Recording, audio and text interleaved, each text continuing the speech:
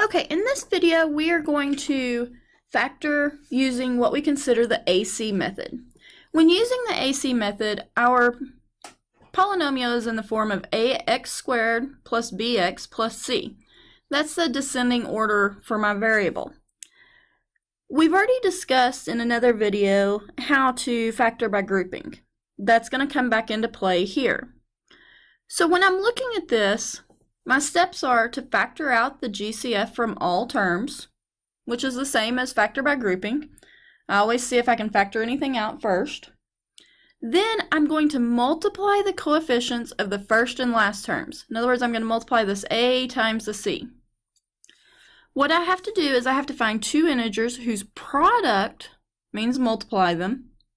A times c is a times c, and whose sum, adding them up, is b. If no pair of integers can be found, then the trinomial cannot be factored further and is a prime polynomial, which will happen sometimes. If they can be factored, then we rewrite the middle term, the bx, as the sum of the two terms whose coefficients are the integers found in step 3.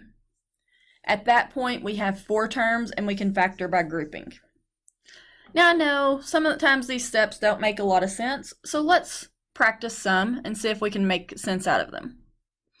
Okay, so I want to factor the trinomial using the AC method. I want to first make sure that it's in the form ax squared plus bx plus c. I have my x squared, I have my x, I have my constant. So then what I'm going to do is I'm going to identify my a, which is 3. Notice I don't put the x squared. It is strictly the number that's attached to the x squared. My b is going to be a positive 14. It's just the number attached to the x. And then my c is going to be a positive 8.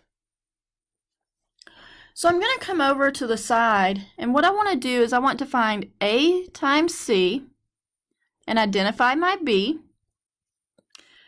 And so my a is 3, my c is 8, my b is 14.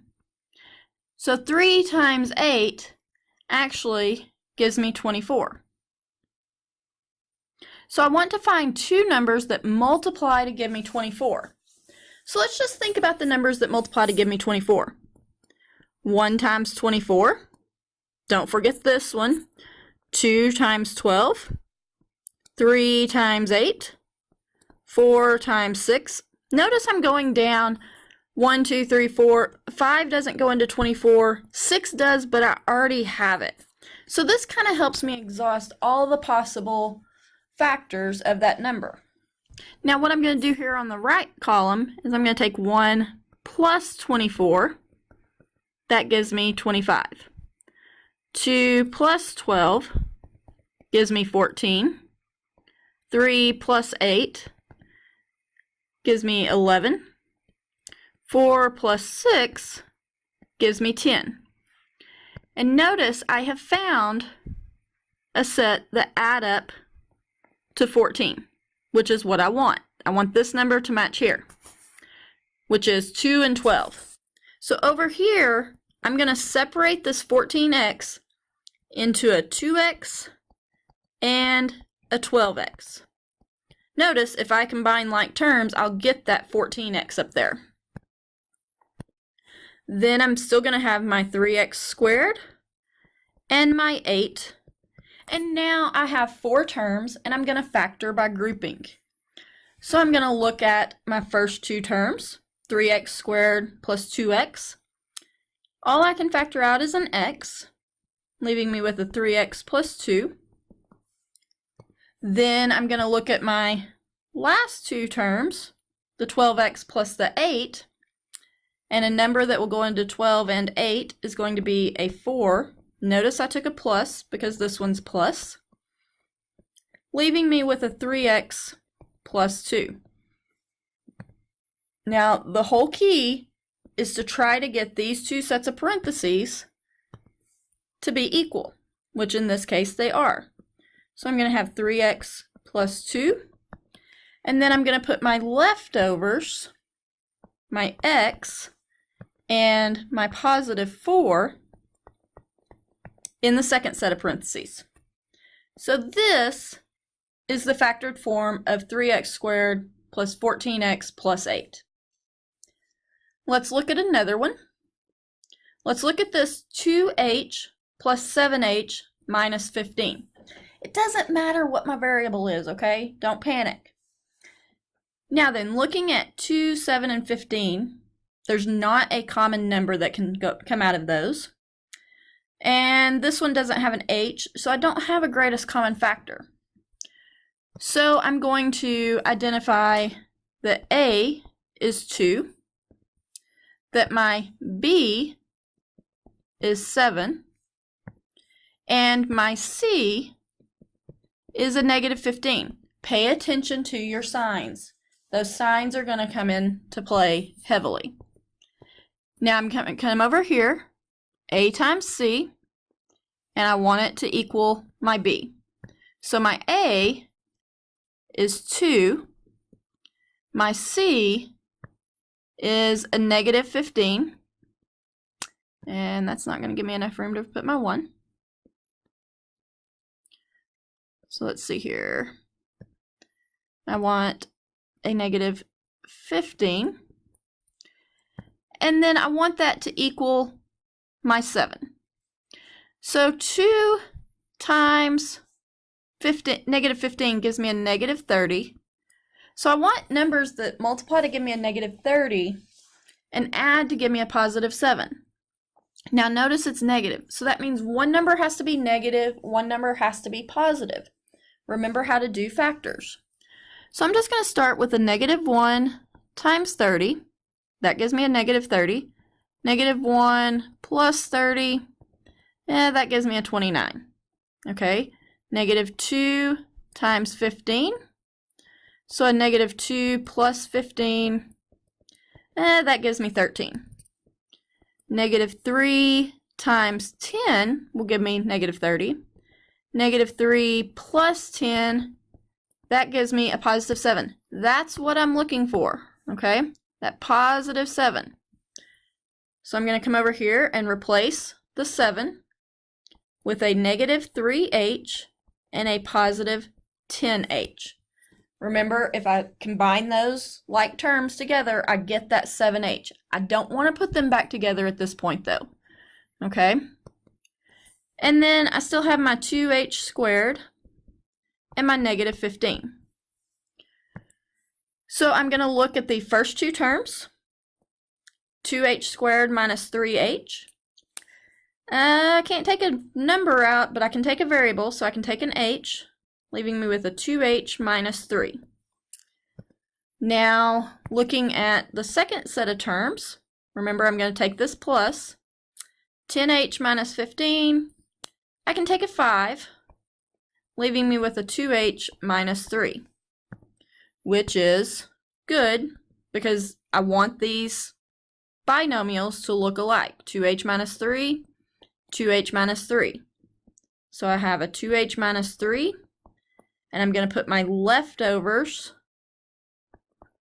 back inside the parentheses. So I have 2h minus 3 times an h plus 5. The nice thing is I can always multiply these back together to check myself. So you can use FOIL to plug it back in and check yourself. Let's look at one more example. And that's 3m squared minus 9m minus 12. It is in the order that I need it because it goes square, single variable, and then no variable. But notice between 39 and 12, I can factor out a 3 from everything. So that leaves me with 10n squared minus 3m minus 4. It gives me smaller numbers to work with. It also makes it to where I've completely factored it. So my a now is actually 10. My b now is a negative 3. And my c is now a negative 12. So I want a times c, to add up to my b. And I want to erase that line back. And it's not letting me erase that line back. I don't know why. There it goes. Okay, so I want my a, which is 10, times my c, which is a negative 12. No, it is not. I apologize. It is actually going to be a negative 4. I forgot that we had taken that 3 out, so it's actually going to be a negative 4. That makes, again, my numbers much smaller. And then my c is a negative 3.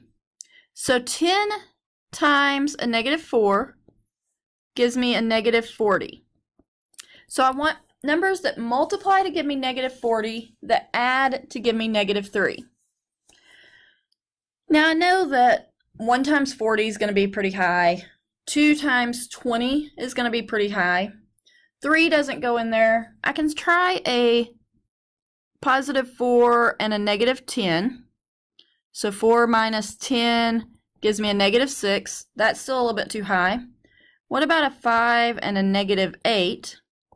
So 5 minus 8, that gives me a negative 3. That's the set that I'm looking for, okay? That set that adds up to my b, my negative 3. So I'm going to come over here, and I'm going to have 5m minus 8m. I'm going to bring everything else down. So I'm going to bring the 4 down. I'm going to bring the 10m squared down. Notice I'm still bringing that 3 that I factored out to begin with down. The 3 that I begin with is going to stick with me through the whole thing. Now I look at the first 2 terms inside my parentheses. 10m squared plus 5m. I can take out a 5m, leaving me with a 2m plus, I took everything out of here, but I gotta leave something, so it's a 1. Then I'm going to look at these 2 terms. Remember, I'm going to take this sign. Between 8 and 4, I can factor out a 4. So that leaves me with a 2m, change the sign, plus a 1. Thankfully, my parentheses look the same. So I have 3 times 2m plus 1. And then I'm going to put these leftovers, 5m minus 4, in the second set of parentheses. Notice I still have that 3 that I took out at the very beginning sitting there, because if I just FOIL these 2, I don't get what I started with. I've got to end up with what I start with. So try some factoring trinomials with using the AC method, and then let me know if you have any questions.